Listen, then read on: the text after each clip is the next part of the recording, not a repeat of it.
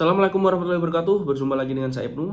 Kali ini kita akan membacakan isu monitoring untuk Selasa 21 Oktober 2025. Yang pertama, Presiden Prabowo peringatkan pengusaha serakah, tegaskan pemerintah akan tegakkan kedaulatan. Ini disampaikan Prabowo saat penyerahan uang sitaan senilai 13,2 triliun dari Kejaksaan Agung ke negara. Prabowo juga menyoroti kemajuan teknologi yang membuat dunia semakin sempit sehingga kejahatan ekonomi lebih mudah terpantau. Ia sebelumnya menyebut kerugian negara akibat tambang ilegal mencapai 20-40 triliun per tahun dan pemerintah telah menertibkan sekitar 1.000 tambang timah ilegal di Bangka. Selanjutnya Presiden Prabowo tegaskan larangan kriminalisasi terhadap rakyat kecil. Ini masih di agenda yang sama, yaitu penyerahan uang 13,2 triliun dari Kejaksaan ke negara. Presiden Prabowo menyoroti ada seorang ibu dan anak yang ditangkap karena pencurian kecil. Ini disebut Prabowo sebagai bentuk ketidakadilan hukum. Ia menekankan bahwa rakyat kecil sudah cukup menderita. Selanjutnya Presiden Prabowo alokasikan dana sitaan 13,2 triliun untuk bangun kampung nelayan. Nanti akan dimanfaatkan untuk pembangunan 1.100 kampung nelayan hingga 2026. Setiap kampung dialokasikan dana 22 miliar. Selanjutnya Prabowo tegaskan komitmen berantas korupsi. Ini disampaikan dalam sidang kabinet paripurna di Istana Negara. Prabowo juga menyebut akan menaikkan gaji hakim 280%.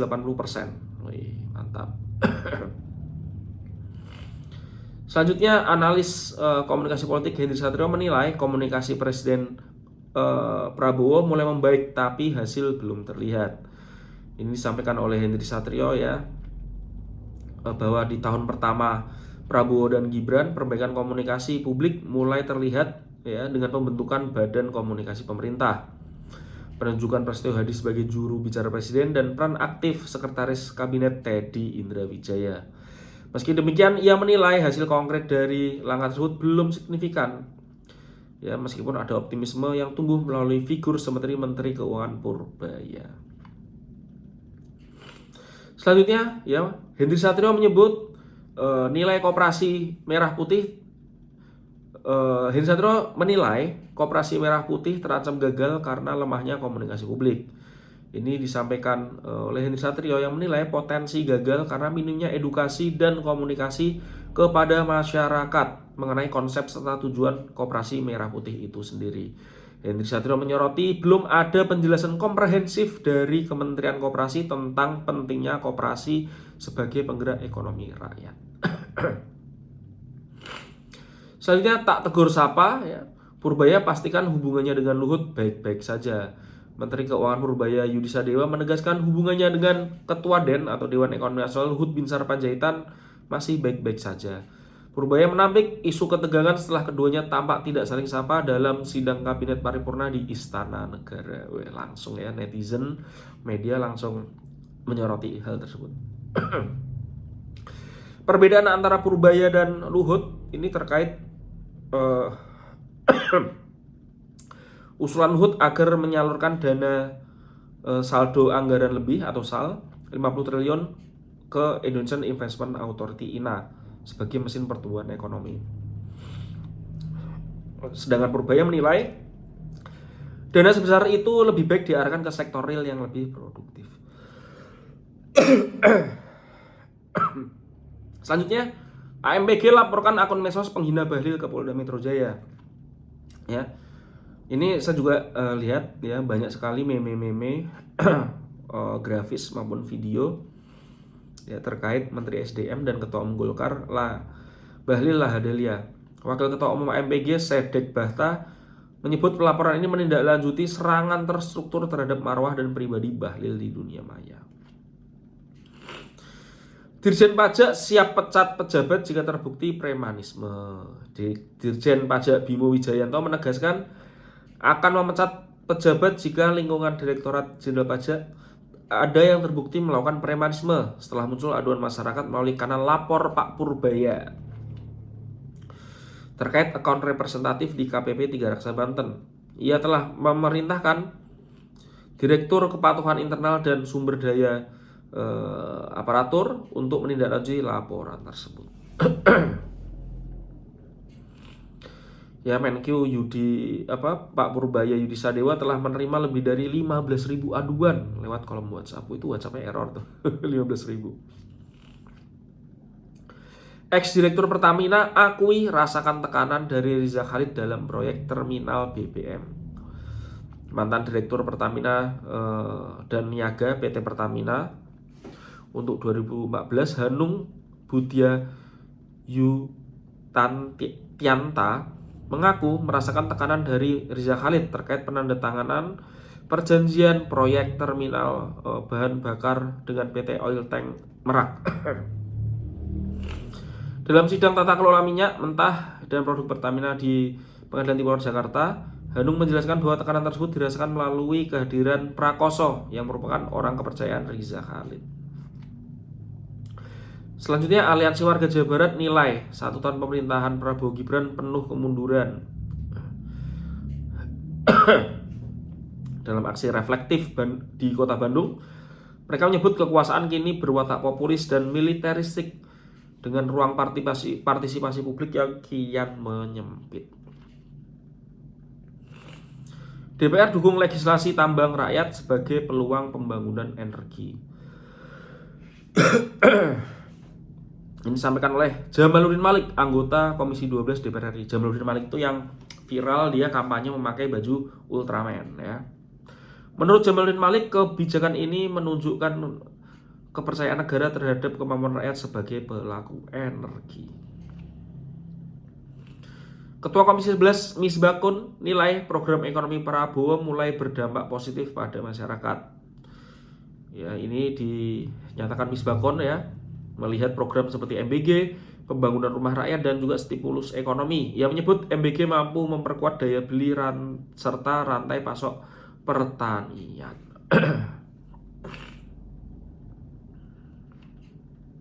Selanjutnya, DPR bentuk Panja Haji 2026 untuk tekan biaya dan cegah kebocoran anggaran. Komisi 8 DPR RI akan segera membentuk Panja Haji 2026 guna memastikan efisiensi dan transparansi penyelenggaraan ibadah haji. Disampaikan anggota Komisi 8 Selvi Adriani Gantina yang Panja akan fokus pada pengawasan potensi kebocoran anggaran.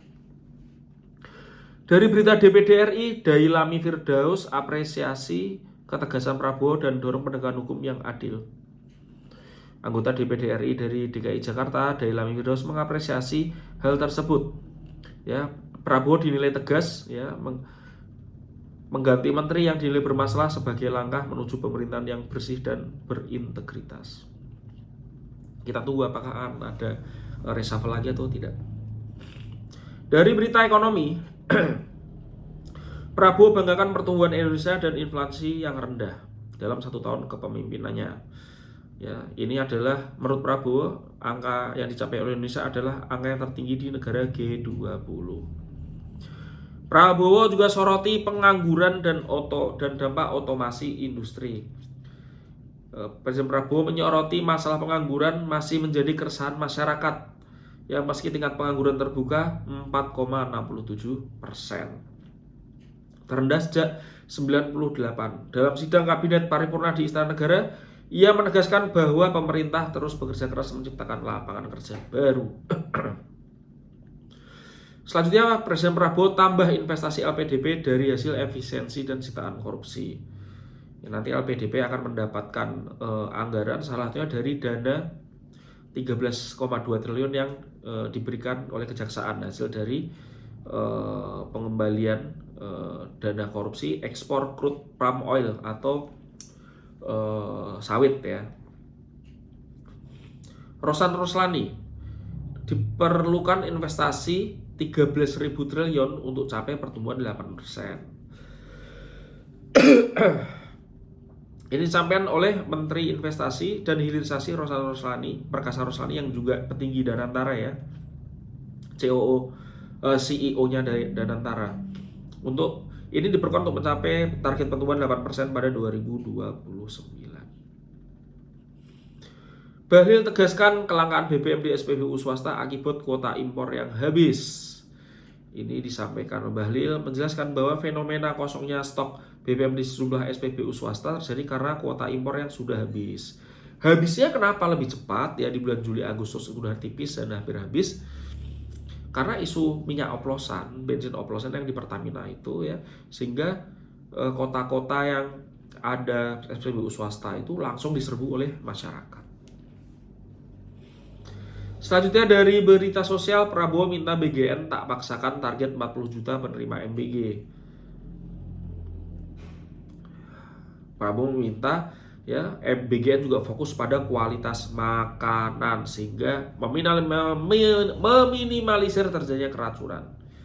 Selanjutnya, seluruh dapur MBG di Solo belum kantongi izin lingkungan.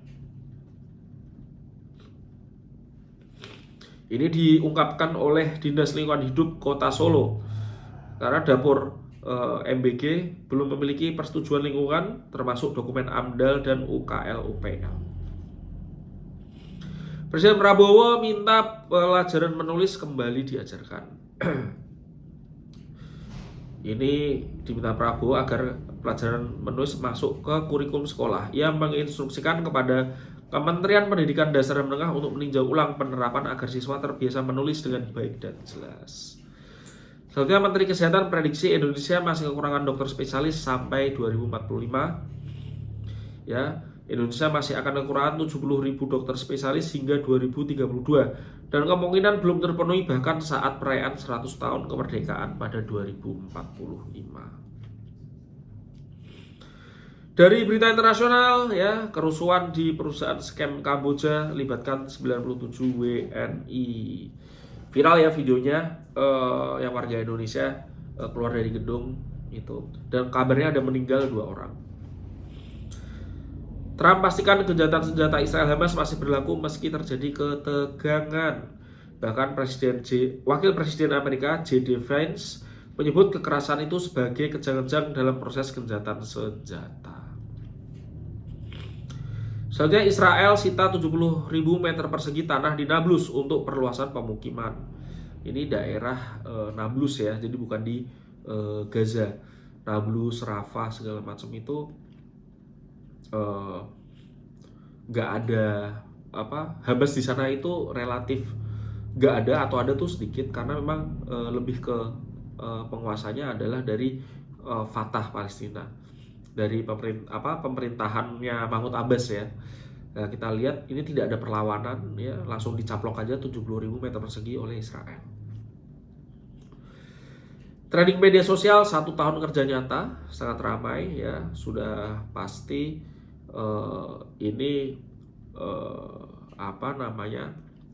viralnya ya tidak hanya organik tetapi juga ada pergerakan dari akun-akun yang bisa disebut sebagai buzzer ya, karena memang kemarin 20 Oktober sampai saat ini ada 1 tahun pemerintah, tentu ya ada pergerakan lah untuk hashtag ini. Selain 1 tahun kerja nyata, yang ramai juga masih terkait dengan Ketua GP Ansor Jakarta ya, yang juga dia memimpin aksi kemarin di kantornya Trans TV kalau tidak salah.